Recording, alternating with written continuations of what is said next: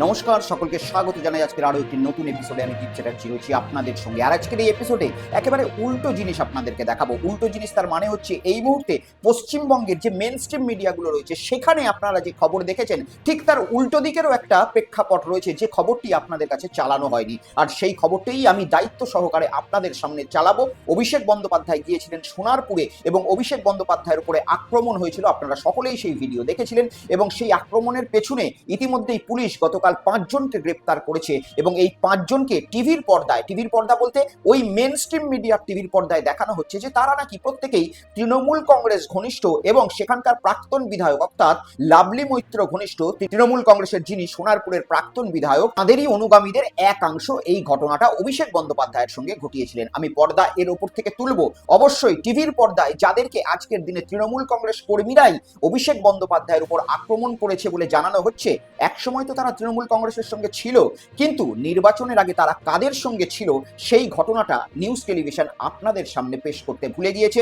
পাশাপাশি যে জনরোষ অভিষেক বন্দ্যোপাধ্যায়কে ঘিরে দেখা গিয়েছিল এই কথাটা টেলিভিশন মিডিয়া বলছিল, সেই জনরোষের উল্টো দিকেও একটা চিত্র ছিল, যেখানে অভিষেক বন্দ্যোপাধ্যায় যখন সোনারপুরে গিয়েছিলেন তখন সেখানকার সাধারণ মানুষেরা বাড়ি থেকে বেরিয়ে এসে অভিষেক বন্দ্যোপাধ্যায়কে নমস্কার পর্যন্ত করেছিল, যেটা টিভির মিডিয়া আপনাদেরকে দেখায়নি। এই এপিসোডে আমি আপনাদেরকে দেখাবো। আর এই ঘটনার পাশাপাশি আমি আপনাদেরকে দেখাবো যে অন্নপূর্ণা ভান্ডার, সেই অন্নপূর্ণা ভান্ডারের ফর্ম ফিল আপ তো ইতিমধ্যেই বিভিন্ন পৌরসভা মারফত বা পশ্চিমবঙ্গ সরকার মারফত শুরু করে দেওয়া হয়েছে বিভিন্ন জায়গায়। আর এই অন্নপূর্ণা ভান্ডারে বিভিন্ন পৌরসভা যখন ফর্ম ফিল আপ করবে, সেখানে পৌরসভা মাইকিং করছে বিভিন্ন জায়গায় গিয়ে যে অমুক তারিখে অমুক জায়গায় অন্নপূর্ণা ভান্ডারের ফর্ম জমা দেওয়া, ফর্ম তোলা এবং ফিল আপ করে সেখানেই জমা দেওয়ার ব্যবস্থা করা হয়েছে। কিন্তু সাধারণ মহিলারা এক অদ্ভুত দৃশ্য দেখালো। আমি আপনাদেরকে এই ভিডিওতে দেখাবো যে সাধারণ মহিলারা এই অন্নপূর্ণা ভান্ডার নিয়ে কতটা শঙ্কার মধ্যে রয়েছে, কতটা আশঙ্কার মধ্যে রয়েছে, যে তারা পৌরসভার গাড়িকে ধরে বিক্ষোভ পর্যন্ত দেখালো।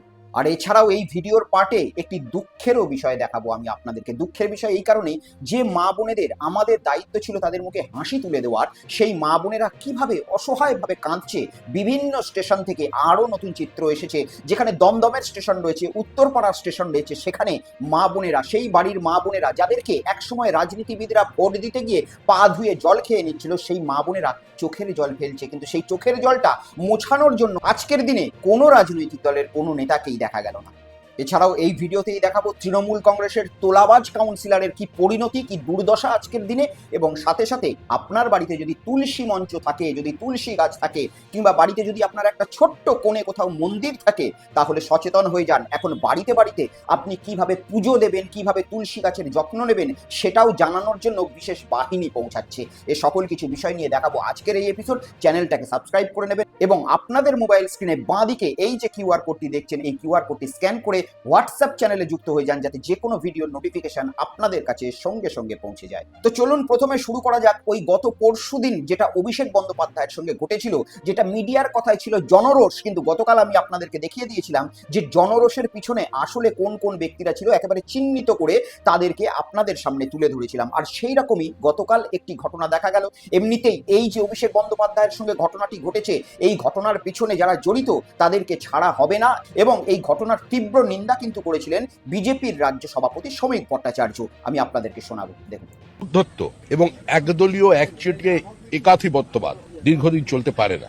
কারো ক্ষোভ থাকতে পারে, বিদ্বেষ থাকতে পারে, কিন্তু এ ধরনের ঘটনা যারা ঘটাচ্ছেন এটা সুস্থ স্বাভাবিক গণতান্ত্রিক সমাজে কাম্য নয়।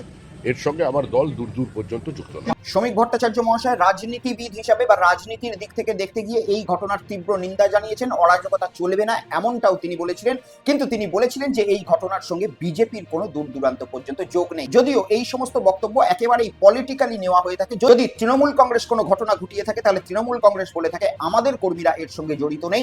বিজেপিও যদি কোনো ঘটনা ঘটিয়ে থাকে বা তাদের কর্মী ঘটিয়ে থাকে, তাদের পলিটিক্যাল অ্যাঙ্গেল থেকে তাদের দলের যাতে ভাবমূর্তি না নষ্ট হয়, বিভিন্ন পলিটিক্যাল দল এটাই বলে থাকে যে তাদের কর্মী এর সঙ্গে যোগ নেই। কিন্তু পুলিশ এটার তদন্তে নেমেছিল এবং পুলিশ গতকাল তদন্ত নেমে 5 জনকে গ্রেপ্তার পর্যন্ত করেছে। আর এই 5 জনকে গ্রেপ্তার করার পরেই আসল খেলাটা খেললো পশ্চিমবঙ্গের মিডিয়ারা।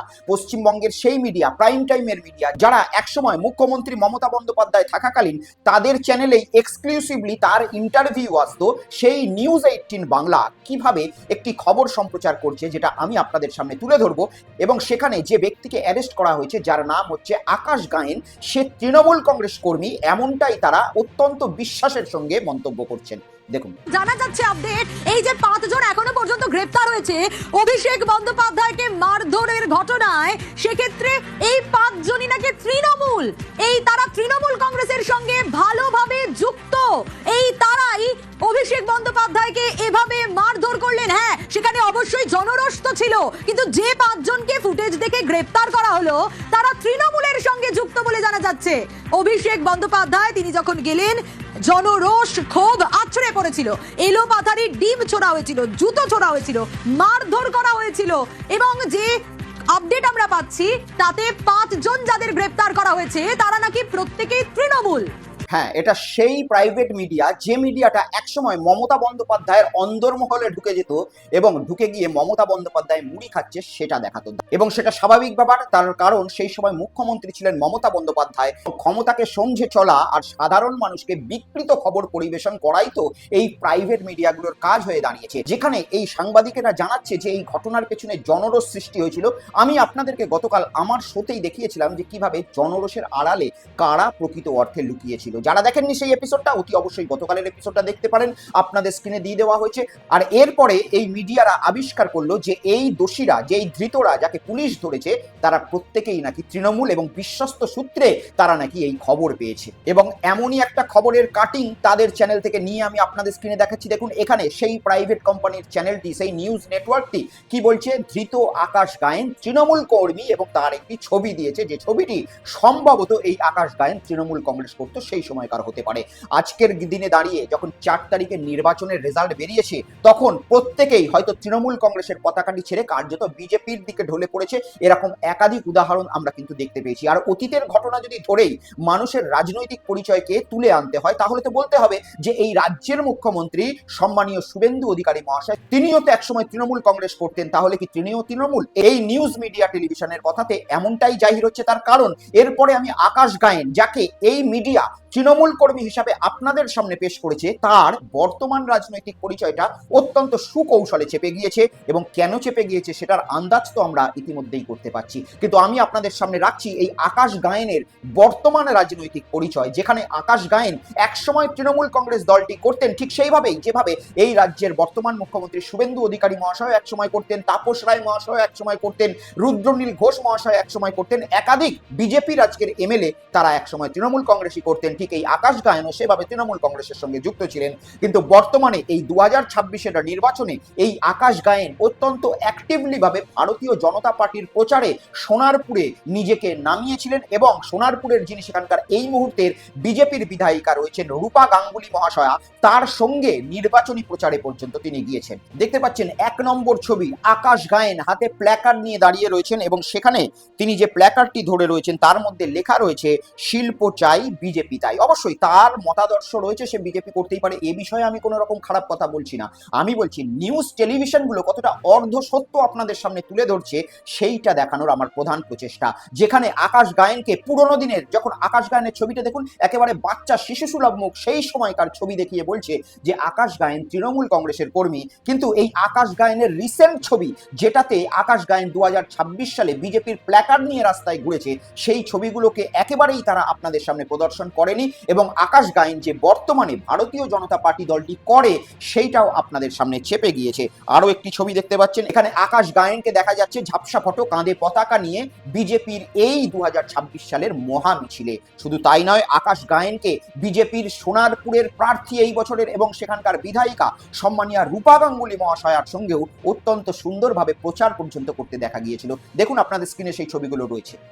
এবারে আপনারা আপনাদের মতামত দিন যে এই আকাশ গায়েনকে আপনারা কিভাবে দেখতে চান, তৃণমূল কংগ্রেস কর্মী, নাকি আপনারা কি বুঝছেন এই আকাশ গায়েন 2026 সালে ভারতীয় জনতা পার্টির কর্মী। কিন্তু এই আকাশ গায়েনের রাজনৈতিক, এই বর্তমান রাজনৈতিক যে পরিচয়, সেটাকে আমাদের এই পশ্চিমবঙ্গের মমতা বন্দ্যোপাধ্যায়ের বাড়িতে বসে থাকা ইন্টারভিউ নেওয়া এই টেলিভিশন নেটওয়ার্কটি আজকে অর্ধসত্য দেখাচ্ছে আমাদের সামনে, এবং আকাশ গায়েনের বর্তমান পরিচয়টা লুকিয়ে দিয়ে আকাশ গায়েনের পূর্ব পরিচয়টা তুলে ধরছে। শুধু এখানেই নয়, আরো একটি আপনাদের সামনে দৃশ্য দেখাবো, যে দৃশ্যটা আপনারা কোনো টেলিভিশন মিডিয়ায় দেখতে পাননি। অভিষেক বন্দ্যোপাধ্যায়ের নামে যে জনরোষ সৃষ্টি হয়েছে, এটা তো আপনাদেরকে প্রত্যেকটা টেলিভিশন মিডিয়া পশ্চিমবঙ্গে দেখিয়েছিল, কিন্তু অভিষেক বন্দ্যোপাধ্যায়ের এই জনরোষের মাঝখানেও মানুষের সঙ্গে যে যোগাযোগের একটা সিস্টেম ছিল, সেই সিস্টেমের ছবিটা আপনাদের কারোর সামনে কোনো টেলিভিশন মিডিয়া আনেনি, যেটা আজকের দিনে আমি আপনাদের সামনে নিয়ে আসছি।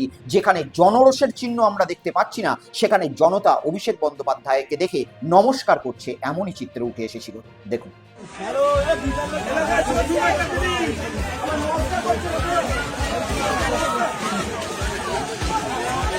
মানুষ নমস্কার করছে, বিজেপির গায়ে জ্বালা হচ্ছে। দেখুন মানুষ নমস্কার করছে।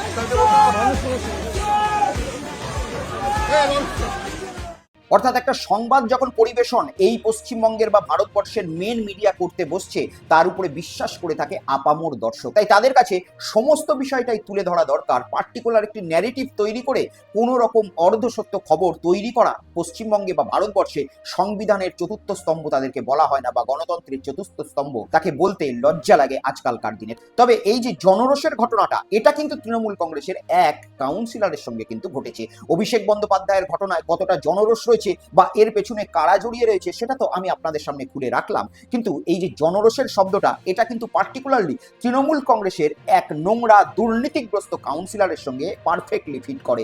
যেখানে জনরোষের শিকার হয়ে সেই তৃণমূল কংগ্রেসের কাউন্সিলরকে আমরা দেখলাম কার্যত খালি গায়ে ছুটতে হলো তাকে মানুষের তাড়া খেয়ে। দেখুন।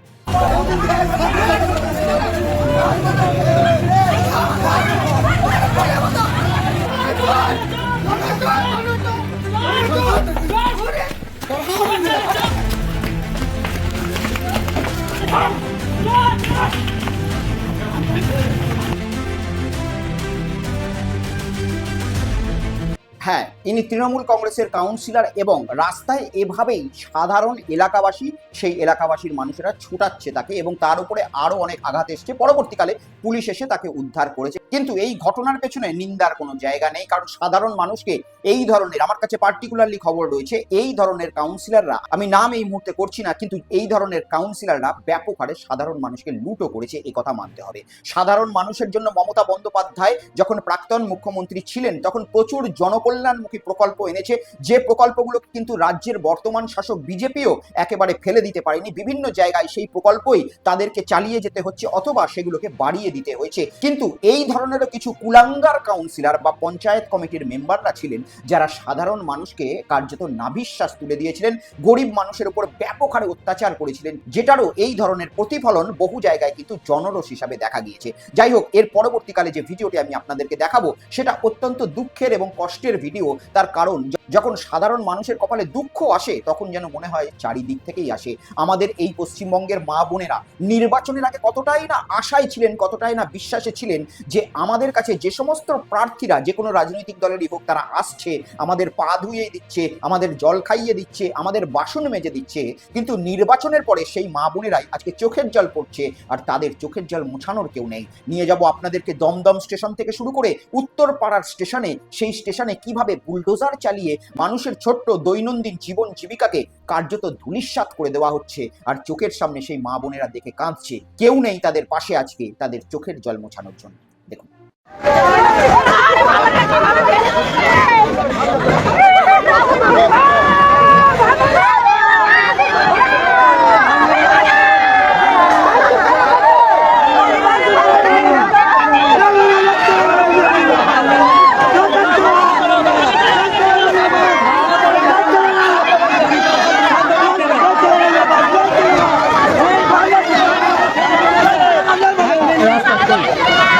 কোথায় যাবে, কোথায় যাবে? এতগুলো মানুষের পেটের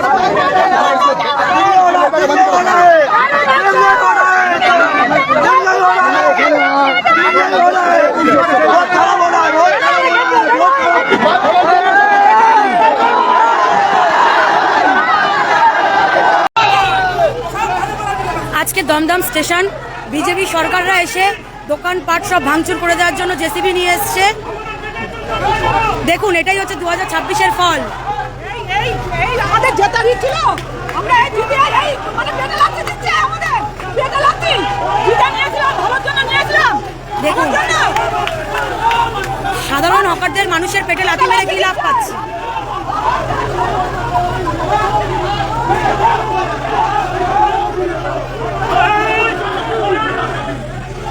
ব্যবস্থা করে দাও তো, আজ তো করে ওদের কাছে আজ তো করি বলবো। এবার তা যদি আমাদের যদি এরকম না করতে, আমাদের কোথায় যাবো? আমাদের তো কিছু করার নেই, আমার তো অবস্থা খারাপ হয়ে গেছে বাবু পুরো। এদিকে 4 বছর এটা সব কিছু আমরা যাবো কোথাও, আমরা তো কথা বলে যাবো বাবা, আমরা তো তার পা পেরে উঠবো না, আমরা করে আমাদের পেরে উঠবো না বাবা, আমাদের তো এই হার্টের প্রবলেম, আমার তো তখন এক একটা হসপিটাল নিয়ে চলি, কিন্তু আমার এইরকম সব খাওয়া দাওয়া চলে। প্রত্যেকটা ভিডিও একে অপরের থেকে বেশি বেদনাদায়ক, তাই তো? আমার তো দেখে তাই মনে হলো। প্রত্যেকটা গরিব মানুষ কাঁদছে আজকালকার দিনে। অবশ্যই দেশের স্বার্থে বা পশ্চিমবঙ্গের স্বার্থে উন্নয়ন প্রয়োজন, পরিষ্কার পরিচ্ছন্নতা প্রয়োজন, কিন্তু তা বলে কোনো পুনর্বাসন হবে না। যে ব্যবসাদারগুলো আজকে 45 বছর 50 বছর ধরে কখনো সিপিএম এর আমলে, কখনো তৃণমূল কংগ্রেসের আমলে ব্যবসা করে খেয়েছে, তাদেরকে একেবারে বিনা নোটিশে এইভাবে উচ্ছেদ করে দেওয়া হচ্ছে। কাদের জন্য? কাদের স্বার্থের জন্য? পুঁজিপতিদের স্বার্থের কথা চিন্তা করলেই পশ্চিমবঙ্গ বা ভারতবর্ষের ইকোনমির চাকা কি এইভাবে গড়িয়ে যাবে?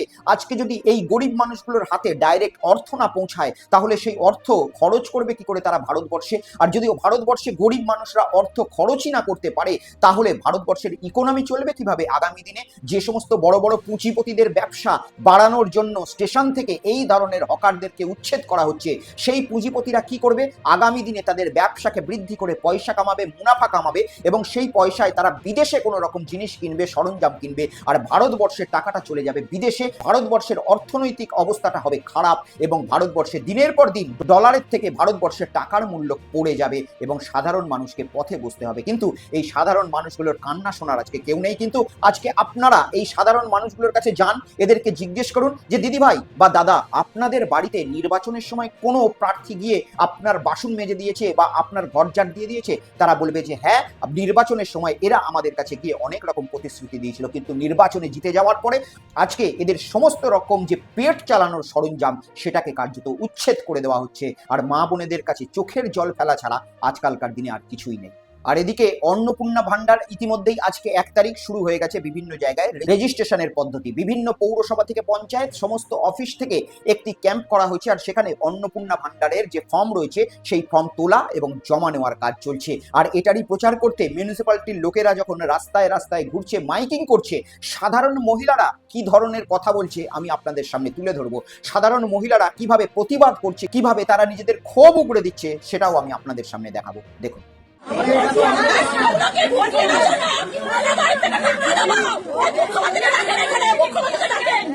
আমাদের বলছেন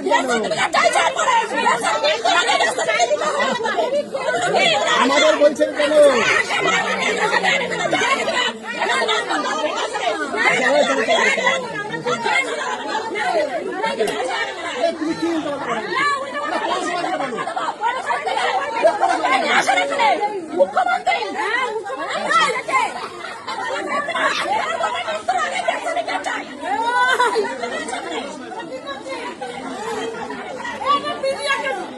মিডিয়াকে পাঠিয়ে দাও।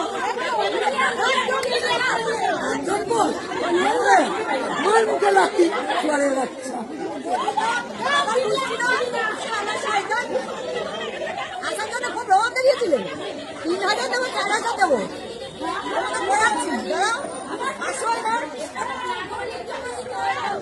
মা বোনেরা কিন্তু বড়ই সহজ সরল জাতি। এই মা বোনেরা লক্ষ্মীর ভান্ডার পেয়ে কিন্তু যথেষ্ট পরিমাণে নিজেদের হাতটাকে শক্তপোক্ত করেছিলেন, এবং এই মা বোনেদেরকে আশা দেখানো হয়েছিল যে যারাই লক্ষ্মীর ভান্ডার পাবেন তারাই অন্নপূর্ণা ভান্ডার পাবেন। কিন্তু তারপরে 13 পাতার ফর্ম, এবং এই 13 পাতার ফর্ম ফিল আপ করতে গিয়ে সাধারণ মানুষ তো দূরের কথা, বড় বড় শিক্ষকরাও হোঁচট খাচ্ছে, এবং এই যে ফর্মে একাধিক ক্রাইটেরিয়া দেওয়া হয়েছে, অনেকে সরকারের পক্ষ থেকে বলছেন যে এই ফর্ম থেকে সরকার আমাদের তথ্য নিতে চাইছে। বেশ ভালো কথা, তা বলে এই মা বোনেদের অন্নপূর্ণা ভান্ডারের ফর্মটা থেকে এই তথ্যটা নিতে হতো। অন্নপূর্ণা ভান্ডারের প্রক্রিয়াটা লক্ষ্মীর ভান্ডারের মতো সহজ রেখেই তাদেরকে নির্বাচনের আগে যেভাবে প্রচার করা হয়েছিল, প্রমিস করা হয়েছিল, সেইভাবে যদি টাকাটা তাদেরকে পাইয়ে দেওয়া হতো তাহলে নিশ্চয়ই এই মা বোনেরা আজকালকার দিনে রাস্তায় নামতেন না। আমাদের যে তথ্য সরকার চাইছেন এই অন্নপূর্ণা ভান্ডারের মাধ্যমে, সেই তথ্য তো সরকার আরো অন্যান্য ভাবেও চাইতে পারতেন। এই তথ্য কিছুদিন আগে যে এসআইআর হয়েছে সেই এসআইআর এর মাধ্যমেও সরকারের কাছে গিয়েছে। এই তথ্য এই যে জুলাই মাস থেকে সেন্সাস হবে সেই সেন্সাসের মাধ্যমেও সরকারের কাছে যাবে। তাহলে অন্নপূর্ণা ভান্ডারের এই 13 পাতার ফর্ম করার পরে এই সাধারণ মা বোনেদের যে 1,500 টাকাটার স্বাধীনতার সম্বল ছিল সেই সম্বলের ওপর জিজ্ঞাসা চিহ্ন চাপিয়ে দেওয়া, এটা কতটাই বা মানবিকতার হতে পারে সেটা তো এই সাধারণ মা বোনেরা রাস্তায় নেমেই বোঝানোর চেষ্টা করছেন। আর শেষে আমি আপনাদেরকে দেখাবো, যদি বাড়িতে তুলসী মন্দির থাকে কিংবা আপনার বাড়িতে যদি কোথাও মন্দির থাকে ছোট করে, তাহলে সাবধান হয়ে যান। এবার থেকে বাড়িতে বাড়িতে লোক যাচ্ছে, বিশেষ কিছু দাদাদের দেখা যাচ্ছে, বিশেষ কিছু অতি হিন্দুত্ববাদী লোকদের দেখা যাচ্ছে যে আপনার বাড়িতে তুলসী মঞ্চ কেমন রয়েছে বা আপনার বাড়িতে মন্দিরে ঠিকমতো পুজো হচ্ছে তো, এইসব দেখার জন্য তারা আপনার বাড়িতে হানা পর্যন্ত দিচ্ছে। দেখুন, মিনিমাম 1 সপ্তাহেরও বেশি জল পড়েনি। প্রত্যেকটা দিন আমরা আমি জল প্রত্যেকটা দিন আমি জল আমি জানবো। সবাই তো বলছে আপনার পাড়াতে সবাই। আচ্ছা আচ্ছা দাঁড়ান এক মিনিট দাঁড়ান। আপনাদের ঘরে ঠাকুর ঘরটা কথা আপনার ঠাকুর ঘরটা দেখা না ঠাকুর ঘরটা দেখা না এটা লেগে বলছি শুনুন না আপনি চুপ কর। আমি বলছি আপনার সবারই বাড়িতে তো একটা ঠাকুর ঘর থাকে, আপনার কোথায়? আমার ওই যে মাটির ঘরে আছে। কোথায় দেখাবেন চলুন? এই চ এই ঘরের ঠাকুর একটা জিনিস আপনি অহেতুক ঝগড়া করছেন। আমরা বলছি তুলসী গাছটায় এখানে তো প্রমাণ হয়ে গেল তো। আপনি কি বলুন না আপনি কি খ্রিস্টান? বলুন না তুলসী গাছে জল পড়েনি, তুলসী গাছে কোনো ফুল নেই, কিচ্ছু নেই। উনি বললেন যে উনি নাকি খ্রিস্টান। ঠাকুরের ফুল নাই, ঠাকুর এক কোণা পড়ে আছে। কি করে আছে রে জগন্নাথ মা এক কোণে তোলা বা এই জগন্নাথ এই পুলিশকে ডাক হ্যাঁ এই ঠাকুর ফুলের ভূতের ভাষা ঠাকুর বলে সামনে নোংরা হয়, ঠাকুরই নাই তো এই ঠাকুর এখানে ইঁদুরে পড়ে আছে, ইঁদুরের ভাষা করে ঠাকুরের কোনো ঠাকুর কিচ্ছু নেই। এই পুলিশকে ডাক। ভাবুন, চিন্তা করতে পারছেন, স্বাধীনতার পর থেকে হয়তো আপনাদের প্রত্যেকের বাড়িতেই হিন্দু যারা তাদের তুলসী মঞ্চ বা একটা ছোট্ট বাড়ির কোণে মন্দির রয়েছে, যে মন্দিরটাকে আপনারা সকাল সন্ধে পুজো করেন, সন্ধে দিয়ে থাকেন বাড়িতে। আমি তো আমার জন্মের পর থেকে আমার ঠাকুমাকে দেখে এসেছি যে দিনের পর দিন সন্ধ্যাবেলা হলেই সন্ধ্যা আরতি এবং ধুনোর একটা গন্ধে ঘর ভরে উঠত। আমি নিশ্চিত আপনারা যারাই হিন্দু রয়েছেন তাদের বাড়িতে এই কর্মকাণ্ড অতীতেও ঘটে এসেছে, আগামী দিনেও ঘটবে। কিন্তু আজকালকার দিনে বাস্তবে এমন চিত্র উঠে আসছে যে আপনার বাড়িতে এবারে মানুষ ঢুকে যাচ্ছে, বিশেষ কিছু নিজেদেরকে স্বঘোষিত হিন্দুত্ববাদী দলের সদস্য বলে আপনার বাড়িতে চেক করতে যাচ্ছে যে আপনার তুলসী মঞ্চ পরিষ্কার হচ্ছে কি হচ্ছে না, বা আপনার বাড়িতে মন্দিরে ঠিকমতো পুজো হচ্ছে কি হচ্ছে না। মানে আপনার বাড়ির আপনার ধর্মের ঠিকাদার এখন অন্য কেউ এই স্বাধীন ভারতবর্ষে, এটাই দেখা যাচ্ছে। এদের কোনো রকম চিন্তা নেই যে ভারতবর্ষে গরুর মাংস রপ্তানিতে আজকে 2য় নম্বর স্থানে চলে এসেছে। এদের কোনো রকম চিন্তা নেই যে বিভিন্ন মন্দিরগুলো কিভাবে বিভিন্ন জায়গায় ভেঙে দিয়ে কর্পোরেট হাউস তৈরি করা হচ্ছে। এদের মিনিমাম চিন্তা নেই যে আরএসএস অফিসের দপ্তরের বাইরে কিভাবে 1400 বছরের পুরনো একটি মন্দিরকে ভেঙে পার্কিং গ্যারেজ তৈরি করা হচ্ছে। কিন্তু এদের চিন্তা আমার আপনার বাড়িতে যে তুলসী মঞ্চটাই রয়েছে সেটার মধ্যে ঠিকমতো আমি আপনি পুজো আরতি করছি কিনা। যাই হোক, এই সমস্ত বিষয়ে দেখেই আগামী দিনে আমাদেরকে এগিয়ে চলতে হবে। তবুও সকলের কাছে আবেদন করব, সকলে একসাথে মিলেমিশে সম্প্রীতির সঙ্গে থাকুন। পলিটিক্যাল পার্টি আসবে, পলিটিক্যাল পার্টি যাবে, রাজনৈতিক প্রতিহিংসার মাধ্যমে কোনো রকম প্রতিবেশী একে অপরের সঙ্গে লড়াইয়ে জড়িয়ে পড়বেন না। সকলে ভালো থাকবেন, সুস্থ থাকবেন, দেখা হবে পরবর্তী ভিডিওতে। ততক্ষণে সাবধানে থাকুন, দেখতে থাকুন বেঙ্গল পালস উইথ দীপ, সত্য যেখানে রং দেখে না। নমস্কার।